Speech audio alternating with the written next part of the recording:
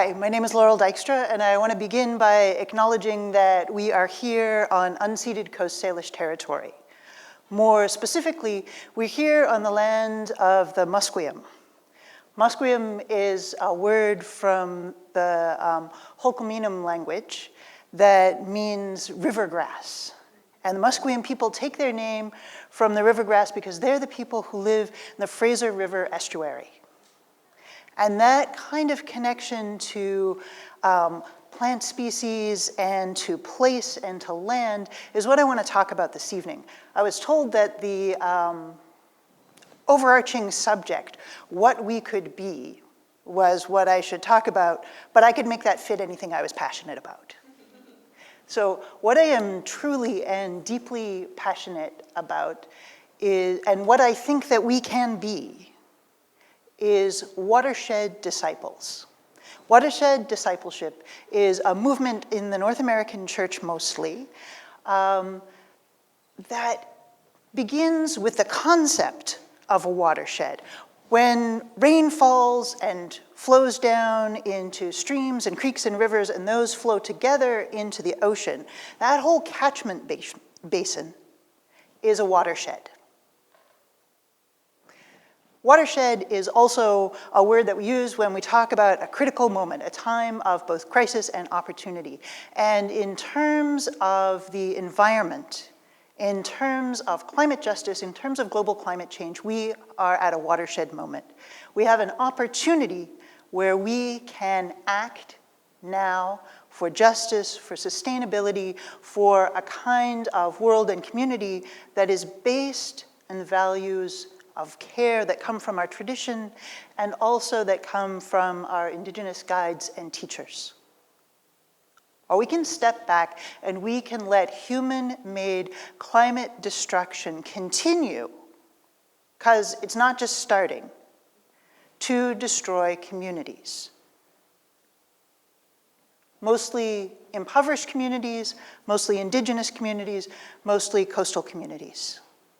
Not just polar bears, not just icebergs. So we are at this watershed moment, and we have the opportunity to be disciples truly of the watershed where God has planted us, this place where we live. Maybe discipleship for Christians goes without explaining, but I think that maybe we don't talk about it enough. So the question that this movement for watershed discipleship asks is, what does it mean to be disciples? What does it mean to be followers of the way? What does it mean to be builders of the kingdom movement in this watershed? Not in England, not in first century Palestine, but here in this watershed, here in this place.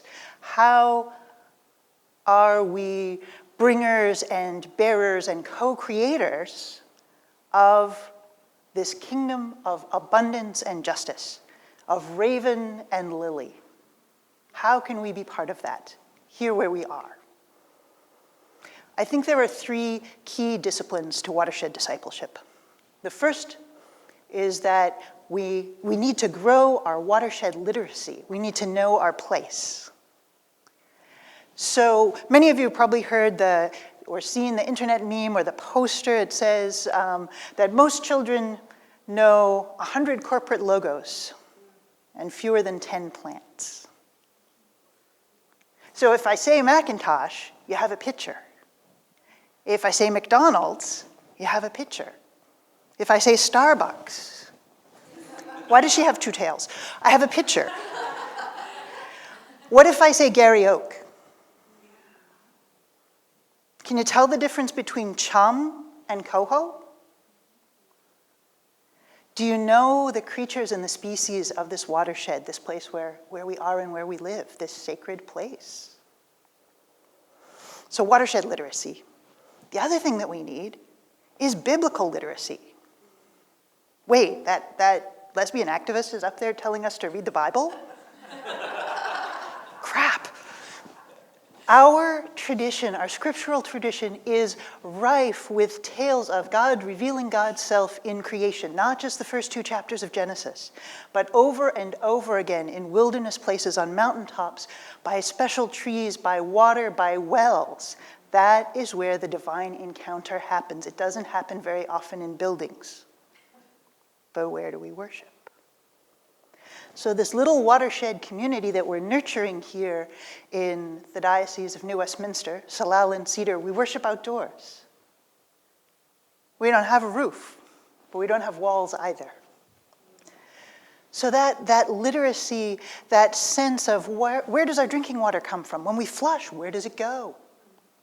Those are the things that we need to know to be truly in this place.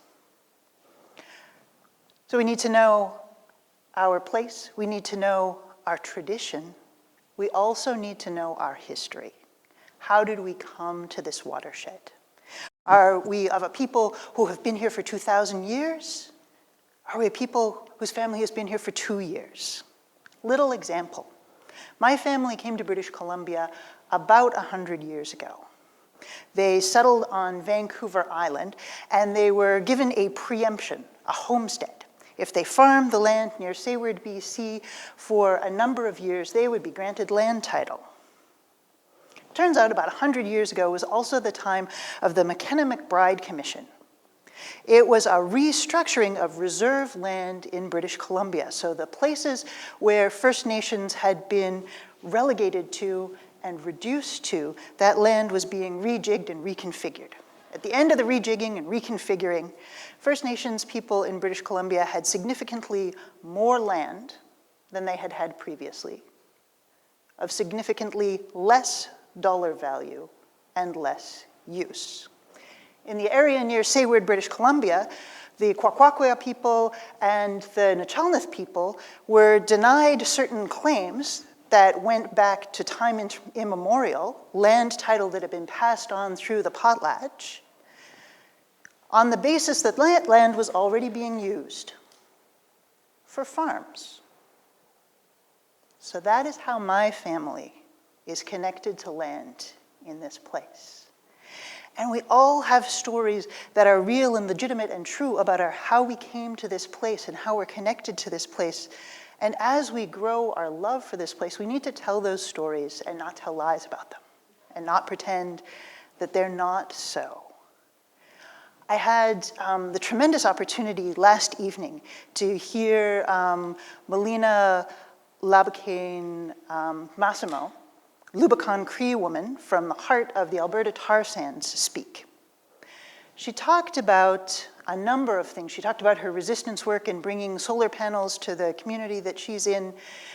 She talked about cancers in her community. She talked about how when church people talk about reconciliation, they talk about apologizing for the past, and that we don't talk about the fact that colonization is ongoing, and very often the site of colonization is Indigenous communities, and the mechanism is through extraction industries. She said that her vision of reconciliation was that churches and other groups that were responsibility for residential schools would be able to stand with Indigenous communities that were involved in environmental justice, that were seeking sustainability, that were looking for ways to care for and defend Mother Earth. She echoes the words of our Anglican Indigenous Bishop, Mark MacDonald, who talked about the role that churches might have in ensuring free, prior, and informed consent to Indigenous nations before development of any kind happens on their land.